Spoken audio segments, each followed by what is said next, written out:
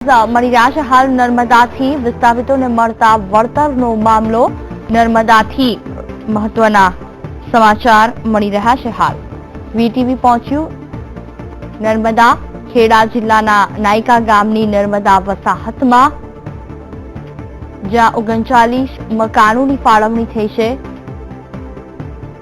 હાલ માત્ર એક જ પરિવાર વસાહતમાં વસવાટ કરે છે ખેડા જિલ્લાના નર્મદા પહોંચ્યું વીટીવી 2001માં 39 મકાન ફાળવાયા હતા તમામ મકાન હાલ તો ક્ષતિગ્રસ્ત હાલતમાં છે વિસ્થાપિતોને મકાન સાથે 8 વીઘા જમીન પણ ફાળવાઈ હતી ત્યારે વીટીવી આ નર્મદા જિલ્લાની મુલાકાતે પહોંચ્યું છે સરકારના કરોડો રૂપિયા પાણીમાં છે મધ્યપ્રદેશના વિસ્થાપિતોને ફાળવવામાં આવ્યા હતા આ મકાન જેમાંથી હાલ એક જ પરિવાર રહી રહ્યો છે બાકીના અન્ય મકાનો ખાલી છે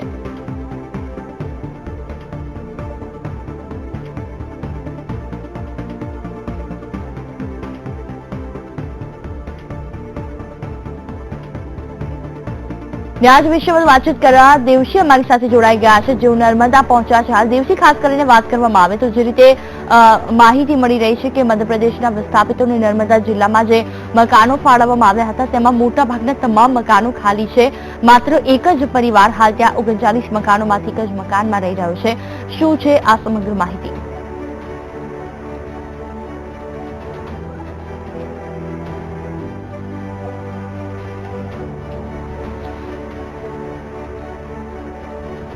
જી જુહી ગઈકાલે સુપ્રીમ કોર્ટે એક આદેશ આપ્યો છે અને એ આદેશના અનુસંધાનમાં વાત એવી છે કે ગુજરાત સરકારે જો નર્મદા ડેમના પૂરા જે દરવાજા છે બંધ કરવા હોય તો મધ્યપ્રદેશની અંદર જે વિસ્થાપિત છે એને પૂરા પૈસા આપવાના થાય છે આ પૈસાનો જે આંકડો છે 400 કરોડ રૂપિયા છે એટલે કે જ્યારે નર્મદા બંધ આપણે પૂર્ણ રીતે દરવાજા બંધ કરી દઈશું ત્યારે 400 કરોડ રૂપિયા નર્મદાના વિસ્થાપિતોને આપી દેવા પડશે આ પહેલાની વાત કરવામાં આવે તો અગાઉ પણ નર્મદાના વિસ્થાપિતો પાછળ કરોડો રૂપિયાનો ખર્ચ થઈ ચૂક્યો છે ગુજરાત સરકારે કરી ચૂક્યો છે આજે આપણે ખેડા જિલ્લાના નાયકા ગામની અંદર છે નાયકા ગામની અંદર જે વસાહત આવેલી છે નર્મદા વસાહત છે એ ભૂતકાળની વાત કરીએ તો ત્યારે નર્મદાને કારણે જે મધ્યપ્રદેશના લોકો વિસ્થાપિત થયા હતા એ વિસ્થાપિત થયેલા લોકોને અહીંયા વસાવવામાં આવ્યા હતા પણ હકીકત શું છે એક બાજુ સરકાર કરોડો રૂપિયાનો ખર્ચો કરી રહી છે રાજ્ય સરકાર અને કેન્દ્ર સરકાર સંકલન કરી રહી છે કે નર્મદાના વિસ્થાપિતો જે તે જગ્યા પર એને સારું જીવન મળે પરંતુ ગ્રાઉન્ડ રિપોર્ટ એ છે કે જ્યાં વિસ્થાપિતોની વસાહત છે એ વસાહતો જ્યારે ખાલી છે કરોડો રૂપિયાનો જે ખર્ચ છે એ પાણીમાં જઈ રહ્યો છે અને આનું કોઈ હજી સુધી સોલ્યુશન નથી આવ્યું આ બધી વાતો માત્ર કાગળ ઉપર છે અત્યારે અમે અહીંયા નાયકા ગામની અંદર છીએ નાયકા ગામની અંદર એ વસાહત ઉપર છીએ અમે અત્યારે બતાવું છું મારા દર્શકોને બતાવીશ કે અત્યારે જે સરકારે કરોડો રૂપિયાનો ખર્ચો કર્યો છે એની હાલત શું છે અત્યારે અમે જે બતાવી રહ્યા છે નાયકા ગામની નર્મદા વસાહત છે અને એ વસાહતના એ મકાનો છે એ મકાનો આજે ખંડેર બની ચૂક્યા છે 2001માં આ મકાનો બનાવવામાં આવ્યા હતા નર્મદાના વિસ્થાપિતો માટે જે નર્મદામાં મધ્યપ્રદેશથી ગુજરાતમાં આવ્યા હતા એના આ જે મારી પાછળ તમે જે જોઈ રહ્યા છો એ મકાન છે એ મકાન જે છે એ 2001ની અંદર આ મકાન જે છે એ 2001ની અંદર બનાવવામાં આવ્યું હતું અને આ મકાનની અંદર જે તે સમયે મધ્યપ્રદેશના જે ગામ છે જે એ ગામના લોકોને અહીંયા વસાવવામાં આવ્યા હતા પરંતુ આજે તમે જે સ્થિતિ જોઈ રહ્યા છો એ છે કે આજે આ મકાન છે એ મકાન તૂટી ફૂટી ગયું છે ખંડેર જેવું બની ગયું છે આજે હું તમને બીજી એક વસ્તુ બતાવવા માંગીશ મારી પાછળના ભાગે જે આ જમીન છે એ જમીન નર્મદાના વિસ્થાપિતોને આપવામાં આવી હતી પરંતુ હકીકત એ છે કે આજે આ જગ્યાએ માત્ર એક જ પરિવાર રહી રહ્યો છે મારી પાછળ તમે જે જોઈ રહ્યા છો એકમાત્ર મકાન છે એ એકમાત્ર મકાન એવું છે આ જે જમણી સાઈડનું જે મકાન છે એ એકમાત્ર મકાન એવું છે કે જ્યાં મધ્યપ્રદેશથી વિસ્થાપિત થયેલા લોકોનો પરિવાર રહે છે બાકીના જે જમણી સાઈડના જે તમામ જે મકાનો છે એ તમે જોઈ રહ્યા છો એ તમામ મકાનો છે એ અત્યારે ખંડેર હાલતમાં છે આનો મતલબ સાફ છે કે જે સરકાર ખર્ચા કરી રહી છે એ સરકાર ખર્ચા કરે છે એનો ઉકેલ શું આટલા બધા કરોડો રૂપિયાના ઉકેલ શું એ વસ્તુ અત્યારે સવાલ ઉભો થાય છે અત્યાર સુધી ગુજરાત સરકારે કરોડો રૂપિયા ખર્ચી નાખ્યા છે એ નર્મદા વસાહત માટે નર્મદાના વિસ્થાપિતો માટે પરંતુ ગ્રાઉન્ડ રિપોર્ટ એ કહી રહ્યો છે કે અહીંયા હાલત ખૂબ ગંભીર છે, અહીંયા લોકો રહેતા નથી, અહીંયા જે છે મધ્યપ્રદેશ હોઈ ગયા છે. એના કારણો શું છે એ કારણો તપાસવાની પણ જરૂર છે. માત્ર ને માત્ર કાગળ ઉપર ખર્ચા કરવાથી કોઈ પણ વિકલ્પનું પરિણામ આવતું નથી. અમારી સાથે અહીંયા એ જે વિસ્થાપિત છે એ વિસ્થાપિત 40 વિસ્થાપિતમાંથી માત્ર એક જ વિસ્થાપિત છે, એનો પરિવાર અહીંયા છે, એ અત્યારે રહ્યો છે. એની સાથે આપણે વાત કરીએ કે વર્તમાન સ્થિતિ શું છે. ભાઈ, તમે અહીંયા છેલ્લા 10 થી 15 વર્ષથી રહી રહ્યા છો. આ જે મકાન છે એ મકાનની અંદર 40 જેટલા પરિવારો અહીંયા રહેતા હતા. આજે તમે એક જ પરિવાર રહ્યા છો, એનું કારણ શું છે? કારણ એમાં સાહેબ એવું છે કે એક તો વરસાદના ટાઈમે પાણી ઘૂસી જાય છે આ વરસાદ, એની બીકથી કોઈ રહેતા નહીં. અને પ્લસ ખેતી કરવા માટે જે બ્લેક પાણી આવશે કેમિકલ વાળું, એનાથી ફસલો થતી નહીં. એમાં કેવું માર પડે છે ફસલ ઉપર, એટલે ખેડૂતને ખોટ જાય. એના માટે એટલે પેલા જયારે આ વસાહત બની, લગભગ 2001 ની અંદર વસાહત બની અને તમે લગભગ 2002 માં રહેવા આવ્યા, શું હતું? આવું જ કંઈક હતું? ના, ત્યારે આ કમ્પ્લીટ હતી, જે મકાનો છે કમ્પ્લીટ હતી, પણ એના પછી કોઈ રહેતું નથી એટલે બગડી.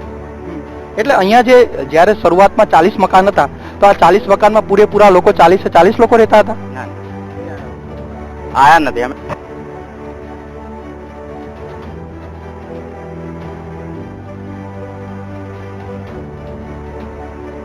તમામ મકાન હાલ તો ક્ષતિગ્રસ્ત છે. જે રીતે નાયકા ગામ સુધી વીટીવી પહોંચ્યું છે, ત્યારે વીટીવીની તપાસમાં એ બહાર આવ્યું કે જે 39 મકાનો છે તેમાંથી માત્ર એક જ મકાનમાં એક પરિવાર રહે છે, બાકીના અન્ય મકાન ખાલી હાલતમાં છે. મહત્વનું છે કે જે અન્ય મકાનો છે તે ક્ષતિગ્રસ્ત છે અને મધ્યપ્રદેશથી જે તમામ લોકો ગુજરાતમાં વસવાટ કરવા માટે, રોજગારી મેળવવા માટે આવ્યા હતા, તેને લઈને સરકારે તેમને આ મકાનો ફાળવ્યા હતા અને હાલ તો આ તમામે તમામ મકાનો ખાલી છે. ખેડા જિલ્લાના નાયકા ગામના દ્રશ્યો આપ જોઈ શકો છો. વીટીવી તેની પડતાલ કરવા માટે ત્યાં સુધી પહોંચ્યું છે. 2001માં આ મકાન ફાળવવામાં આવ્યા હતા. મહત્વનું છે કે તમામ મકાન હાલ તો ક્ષતિગ્રસ્ત હાલતમાં છે. વિસ્થાપિતોનું વલોપાત. મહત્વનું છે કે એક જ પરિવાર હાલ તો ત્યાં રહી રહ્યું છે. તેમનું કહેવું છે કે 2001ની સાલમાં તમામ લોકો તો રહેવા નહોતા આવ્યા, પરંતુ ધીરે ધીરે 2004-05 સુધીમાં કેટલાક લોકોએ આ મકાનનો લાભ લીધો હતો અને તેઓ અહીંયા તેમના પરિવાર સાથે રહેતા હતા. ખેતી માટે તેમને 8 વીઘા જેટલી જમીન પણ તમામ ઘરોને આપવામાં આવી હતી, જેથી તેઓ પોતાનું ગુજરાન ચલાવી શકે. પરંતુ તેમ છતાં પણ હાલ આ તમામ મકાનો ક્ષતિગ્રસ્ત હાલતમાં છે અને લોકો પણ અહીંયા જોવા નથી મળી રહ્યા. સુપ્રીમ કોર્ટે જે રીતે ગઈકાલે નિર્ણય સંભળાવ્યો છે તે અનુસાર ખાસ વીટીવી તેની પડતાલ કરવા માટે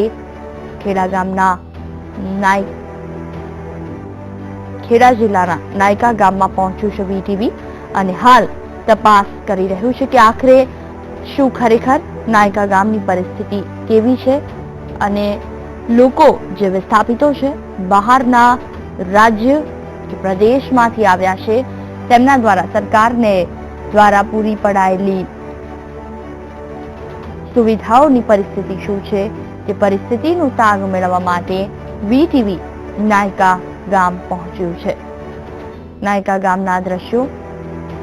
કેટલીક જગ્યાએ સુવિધાઓ છે તો કેટલીક જગ્યાએ સુવિધાઓનો અભાવ પણ જોવા મળે છે.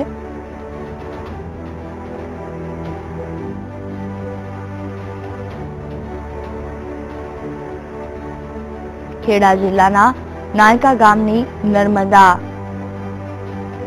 વસાહતમાં 39 મકાનોની ફાળવણી થઈ.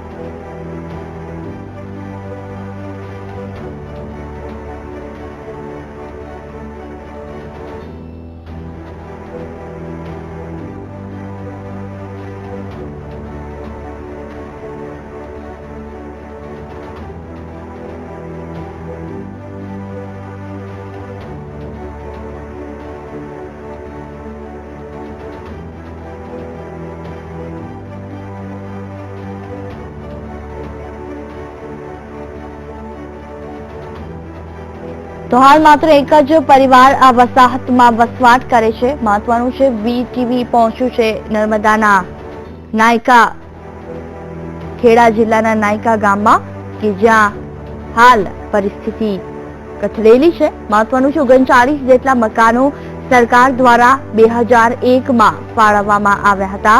તેમ છતાં માત્ર એક જ મકાનમાં એક પરિવાર રહે છે. બાકીના મકાનો ખાલી હાલતમાં છે.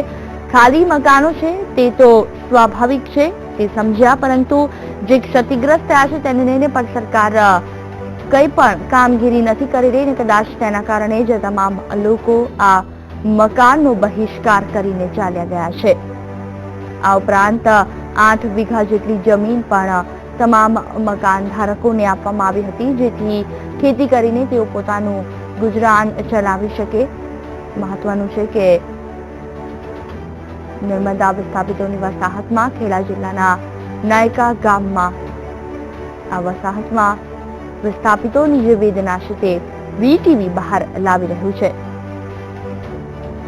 39 મકાનો જે ફાળવવામાં આવ્યા હતા, તમામ મકાન હાલ તો ક્ષતિગ્રસ્ત હાલતમાં છે.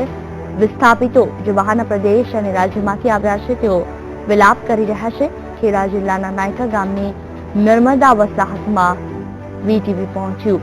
હાલ માત્ર એક જ પરિવાર રહી રહ્યું છે. બાકીના 39 મકાનો ખાલી છે. 40 જેટલા મકાનોની ફાળવણી સરકાર દ્વારા વર્ષ 2001માં કરવામાં આવી હતી. લોકો છેલ્લા કેટલાય સમયથી મુશ્કેલીનો સામનો કરી રહ્યા છે, પરંતુ તેમ છતાં તેમાં કોઈ પણ સુધારો નથી આવ્યો.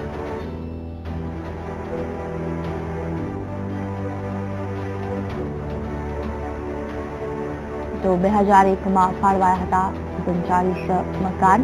તમામ મકાન હાલ તો ક્ષતિગ્રસ્ત હાલતમાં છે. વિસ્થાપિતોનો વલોપાત. વીટીવી પહોંચ્યું નર્મદા વિસ્થાપિતોની વસાહતમાં.